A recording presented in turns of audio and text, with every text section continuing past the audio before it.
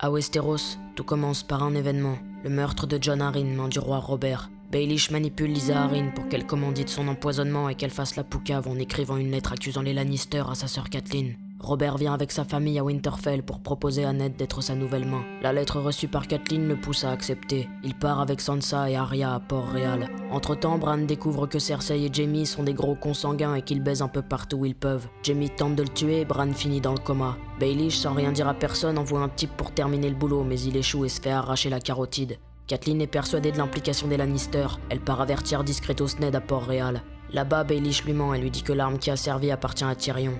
Tyrion est au mur avec Jon Snow, parti s'engager dans la garde de nuit. Après avoir pissé en haut du mur, il repart pour Port-Réal et croise Catelyn qui retourne à Winterfell. Elle le fait capturer et l'emmène aux Airiers chez Lysa pour qu'il soit jugé.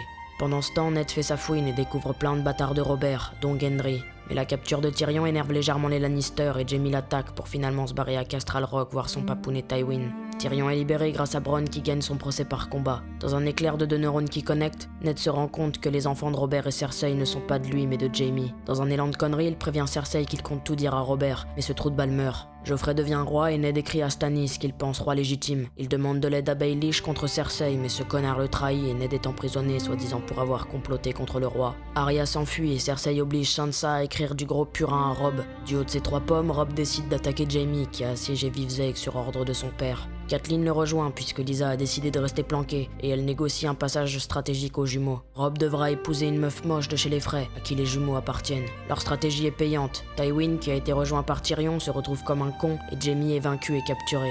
Cette grosse victoire vaut à Robb l'honneur d'être nommé roi du Nord par ses hommes. Pour Ned, ça se complique légèrement et il finit avec la tête séparée de son corps à cause d'un Joffrey complètement sado. Stannis, en tant que roi légitime, déclare la guerre aux Lannister. Renly s'en branle de la légitimité et déclare aussi la guerre de son côté, se pensant meilleur roi que son frère. Tywin part à Harrenhal et Tyrion débarque dans la capitale pour le remplacer en tant que main du roi pendant son absence. Robb envoie Théon, qui le suit comme un gentil toutou, négocier une alliance avec son père, Balon Greyjoy, dans les îles de Fer, et Catelyn en négocie une avec Renly à Accalmie. L'heure est à la stratégie puisque Tyrion demande à Baelish d'aller foutre sa merde avec Catelyn qui est vénère comme pas possible contre lui suite à la mort de Ned, mais qu'il arrive à berner quand même en lui faisant croire qu'Arya est toujours à Port-Réal. Stannis vient à la rencontre de son frère. Mélisandre et son fétichisme pour le feu accouchent d'une créature chelou qui tue Renly. Catelyn se barre avec Brienne qui était folle amoureuse de Renly alors qu'il était gay comme un phoque et qui lui jure fidélité. À Pic, de retour sur sa terre natale, Théon la Girouette décide de trahir Robb pour rendre fier son père qui compte attaquer le Nord en tant que roi autoproclamé des îles de Fer. Il attaque Winterfell mais Bran et Rickon parviennent à filer avec l'aide d'Osha, une sauvageonne qui avait été capturée autour de Winterfell. Ne voulant pas passer pour un con, Théon fait croire qu'il les retrouve et crame 2 pauvres gosses qui n'avaient rien demandé à personne. En apprenant toutes ces bonnes nouvelles, Robb accepte que le bâtard des Bolton, Ramsay, reprenne Winterfell. Catelyn, elle, complètement désespérée, largue Brienne dans la nature avec Jaime pour qu'elle l'échange contre Sansa et Arya. Pendant ce temps, Tyrion négocie le soutien des Martels à Dorne où il envoie Myrcella, gamine de Cersei, pour qu'elle copule avec l'un de leurs fils. Et dans tout ce bordel, Tywin décide de s'allier aux Tyrell et se barre d'Harrenhal où il a pas foutu grand chose. Stannis se dit que c'est le moment et attaque Port-Réal. Le limier, chien de garde de Joffrey, en a ras le cul et se casse. Et les Lannister finissent par gagner grâce à l'armée des Tyrell et celle de Tywin qui arrive juste à temps. Au même moment, Théon est capturé par Ramsay à Winterfell et Robb se marie en scred avec Talisa, une infirmière random sur qui il a flashé au milieu des cadavres sur un champ de bataille. En parlant de mariage, Tywin ordonne que Tyrion épouse Sansa pour bien faire chier les Stark et que Cersei épouse Loras, le fils des Tyrell, qui sont blindés de thunes.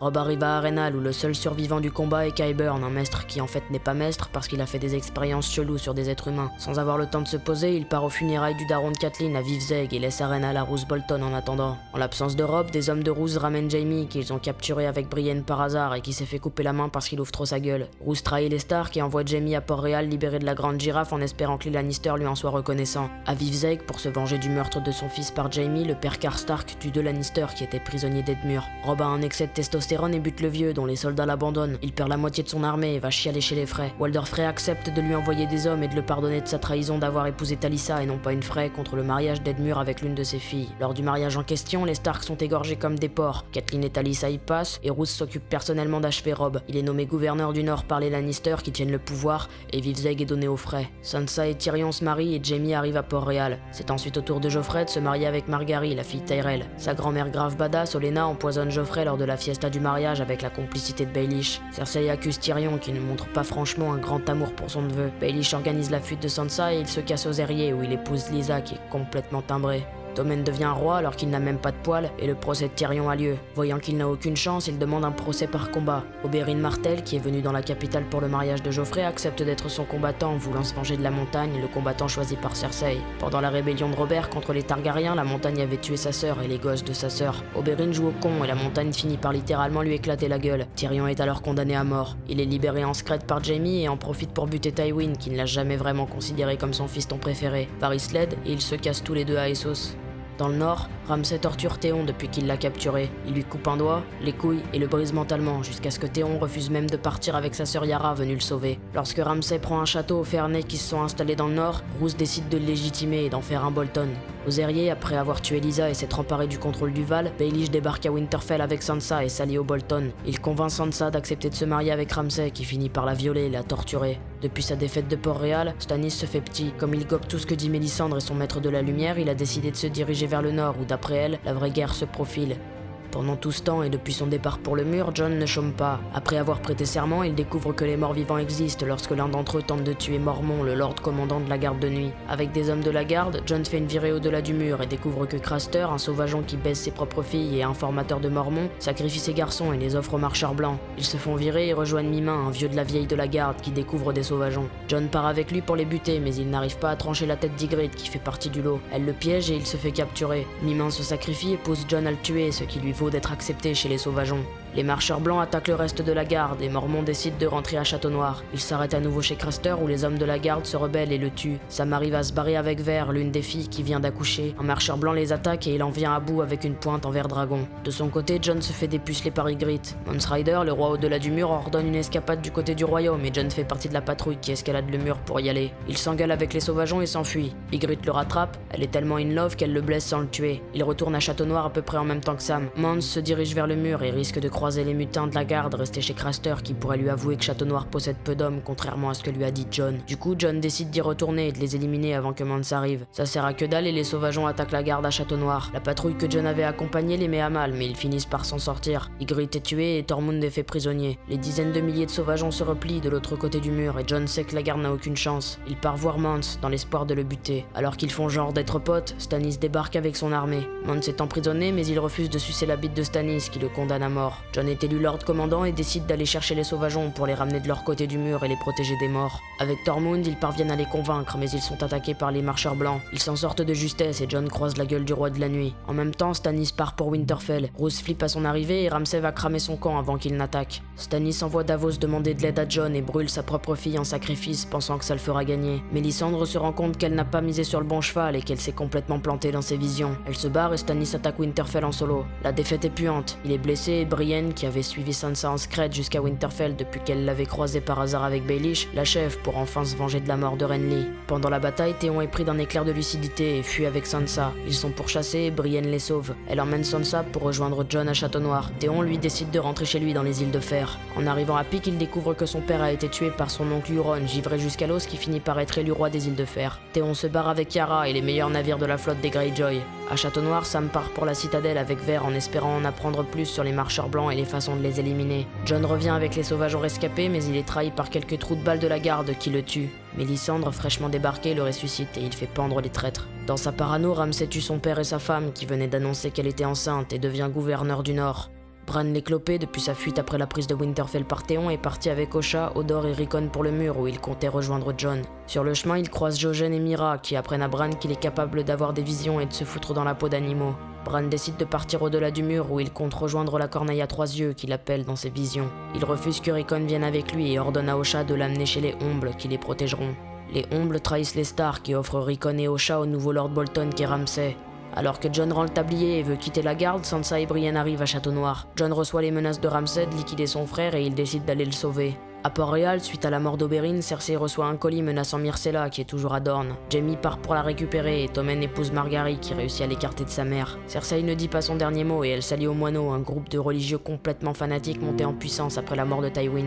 Elle pousse Tommen à accepter la mise en place de la foi militante et donc à armer ses gros malades dans l'espoir de détruire les Tyrell. Baelish fournit à Cersei la preuve que Loras est gay et il est arrêté. Margaery ment en voulant protéger son frère. Elle est prise en flag et est arrêtée à son tour. Cersei pense qu'elle a réussi son coup mais elle se fait prendre à son propre jeu et est arrêtée aussi, notamment pour avoir couché avec son cousin qui a avoué. Elle résiste mais finit par confesser son crime. Elle est forcée à marcher à poil dans toute la ville et arrive au donjon rouge. Jamie revient avec le corps de Myrcella, empoisonné par Elaria Sand, la maîtresse d'Oberyn qui avait assisté à l'explosion de son crâne. Tommen est manipulé par le grand moineau et chasse Jamie après qu'il ait voulu arrêter le vieux, l'envoyant récupérer Vivzeg que le Silure, frère de Catelyn, a repris au frais. Il interdit les duels judiciaires, détruisant les espoirs de Cersei de se sortir de la merde dans laquelle elle est. Mais sa solution est radicale. Elle fait exploser le septuaire de Baelor où a lieu son procès et celui de Loras grâce au feu grégeois stocké dessous. Les Tyrell et les moineaux sont tous réduits à l'état de cendre et Tommen se jette de sa fenêtre devant le spectacle. Cersei devient reine. Jaime revient de sa victoire à Vivzeg. Il découvre un Euron qui souhaite s'allier avec Cersei et qui lui promet un cadeau. Dans le nord, Sansa écrit à Baelish alors que Jon a du mal à recruter assez d'hommes pour vaincre Ramsay. À l'heure de la bataille, Ramsay tue Rickon devant Jon qui tente de le sauver et dont l'armée finit par être encerclée. L'armée du Val, ramenée par Baelish, sauve celle de Jon. Sansa prend un plaisir dingue à donner Ramsay à bouffer à ses chiens. Jon ordonne à Mélisandre de se barrer lorsqu'il apprend qu'elle a brûlé la fille de Stannis. Malgré des divergences avec Sansa, il est nommé roi du Nord. Pendant toutes ces années, loin des conflits de Westeros, le périple de Daenerys commence par son mariage avec Khal Drogo, arrangé par Varys et où elle reçoit 3 œufs de dragon. Son frère Viserys imagine que cette alliance lui permettra de monter sur le trône, qui selon lui revient.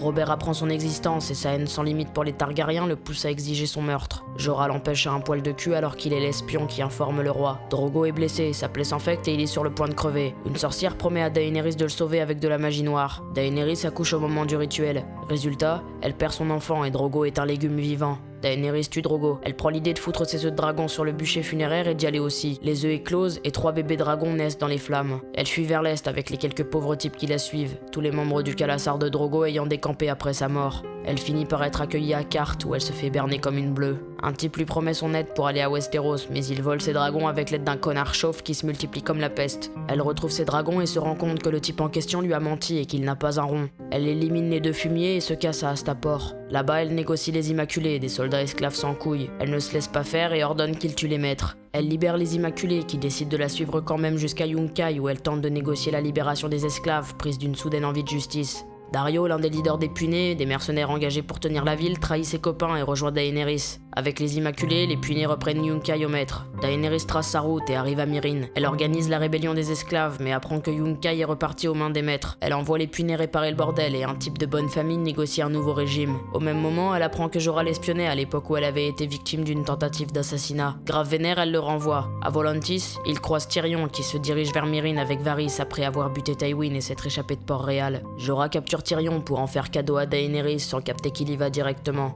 Sur la route, Jorah chope la léprose. Ils sont capturés et se démerdent pour être achetés comme combattants. À Myrine, les fils de la Harpie avec leurs masques chelous s'en prennent aux Immaculés et foutent le bordel dans la ville. Daenerys n'a pas trop de choix et autorise la réouverture des arènes de combat. Alors qu'elle assiste à des combats en tirant la gueule, Jorah se présente à elle accompagnée de Tyrion, qu'elle accepte comme conseiller. Elle ne veut plus entendre parler de Jorah et le vire encore une fois, mais il la sauve d'un fils de la Harpie qui voulait la tuer. Toute la clique se retrouve encerclée par les trous du cul masqués. Drogon en profite pour débarquer et embarquer sa mère alors qu'il était introuvable depuis des semaines. Daenerys disparaît des radars, Jorah et Daario partent à sa recherche. Elle est capturée par des Dothraki qui l'emmènent au Dosh Khaline. Elle n'a pas franchement envie d'y rester et brûle le lieu, tuant tous ses occupants. Les Dothraki la voient sortir à poil du brasier et se rallient à sa cause. Elle accepte Jorah mais lui ordonne d'aller se soigner avant de revenir à elle. En attendant, Tyrion négocie l'abolition de l'esclavage dans tout le coin. Il se fait baiser et les maîtres arrivent détruire la ville. Daenerys se pointe et leur montre qu'elle est la patronne. Yara et Théon débarquent à Myrine avec la flotte des Greyjoy. Daenerys accepte une alliance avec Yara qui lui fait du rentre-dedans. Elle demande à Daario de garder la baie des Cerfs, rebaptisée en baie des Dragons, et fait de Tyrion sa main de la reine. Elle quitte enfin Essos et fout le pied à Père Dragon. Varys a négocié pour elle une alliance avec Ellaria et Olenna qui veulent se venger de Cersei. Mélisandre arrive comme un cheveu sur la soupe et convainc Daenerys de faire venir Jon pour s'allier à lui. Le plan de Daenerys est simple. Les Dorniens et les Tyrell assiègent Port-Réal accompagnés d'Yara et de sa flotte pendant que les Immaculés prennent Castral Rock, le fief des Lannister. Tout se passe mal et Euron attaque la flotte de Yara. Il prend Yara et Ellaria qu'il ramène à Cersei. Théon pète un câble et se barre comme un couillon. Cersei accepte de s'allier à Euron et se venge d'Ellaria en la forçant à voir l'une de ses filles crever et pourrir à côté d'elle dans une cellule. À Winterfell, Jon reçoit l'invitation de Daenerys. Une lettre de Sam qui a découvert que Père Dragon est blindé de verre dragon servant à niquer les marcheurs blancs le pousse à accepter la rencontre. Il laisse Sansa gouverner le nord et se tire. Il refuse de prêter allégeance à Daenerys et pour le tenir en haleine, elle accepte qu'il prenne du verre dragon. De son côté, Cersei négocie avec la Banque de Fer. Jaime est parti à Haut Jardin où il tue Olenna et récupère la fortune des Tyrell pour rembourser la dette monumentale des Lannister.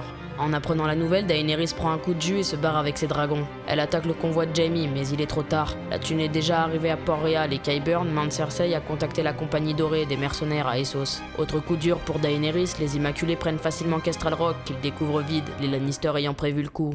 Pendant l'absence de Jon à Winterfell, l'heure est aux retrouvailles.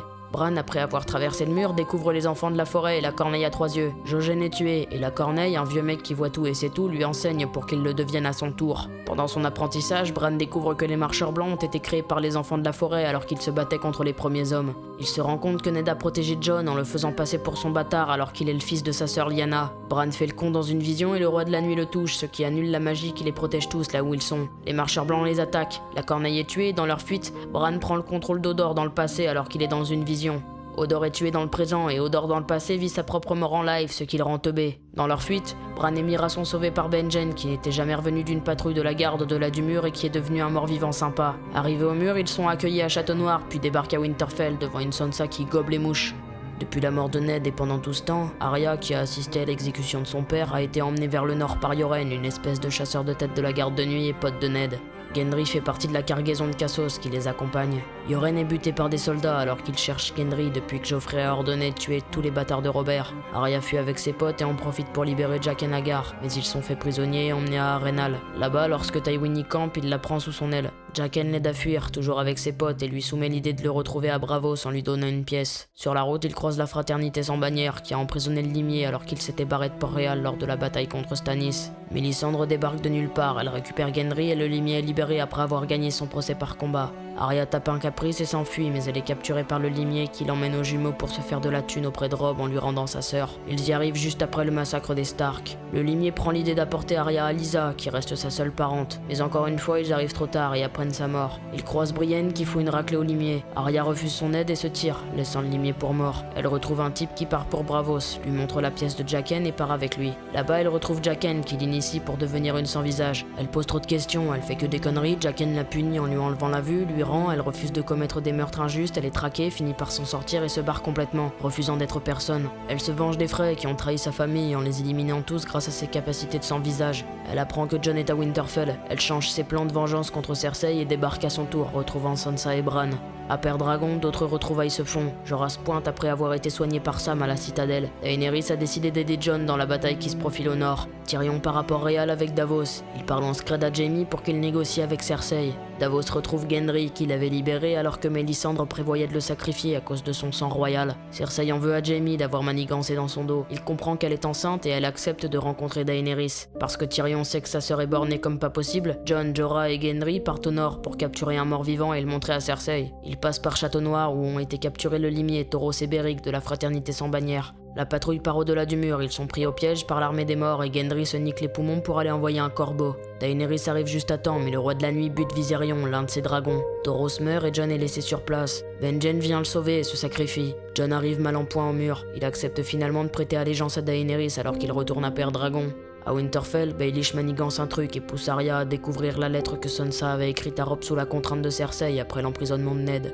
Elle s'explique et Baelish suggère à Sansa d'éliminer sa sœur. Alors qu'il pense avoir réussi son coup, il est condamné par Sansa pour le meurtre de Lysa et pour la trahison de Ned. Bran et ses pouvoirs sont sans appel, et Arya porte le coup de grâce avant même que le connard finisse d'ouvrir sa gueule. Le clan de Daenerys arrive dans la capitale et montre le mort-vivant à Cersei qui tire une sacrée gueule. Euron prétend flipper et retourner dans les îles de fer, mais il part en fait chercher la compagnie dorée que Qyburn avait contactée. Cersei accepte une trêve, mais refuse de se battre au nord puisque Jon fait le couillon et avoue qu'il sert Daenerys. Tyrion va discuter avec sa sœur, qui ment comme elle respire en affirmant qu'elle va les aider quand même. Cersei l'avoue à Jaime, qui n'avait rien capté, et il part pour le nord en solo. Retourné à Père Dragon avant de partir pour le nord, Jon revoit Théon fraîchement débarqué pour demander de l'aide à Daenerys pour sauver Yara. Jon lui pardonne ses conneries et le convainc de se démerder seul. Théon porte les couilles qu'il n'a plus et se tire. Jon et Daenerys partent pour Winterfell et se rendent compte qu'ils ont grave envie de baiser ensemble. Ils s'exécutent avec une libido en furie. En même temps, Sam arrive à Winterfell après avoir appris par une lettre de Bran arrivé à la citadelle que le roi de la nuit s'approchait dangereusement du mur. En discutant avec Bran, il se rend compte que Jon est le fils de Rhaegar Targaryen, fils du roi fou qui régnait avant la rébellion de Robert et de Lyanna que Rhaegar avait épousé en scred. Bran découvre alors que Jon est l'héritier légitime du trône et il voit dans une vision que le mur est détruit par Viserion. Les marcheurs blancs arrivent.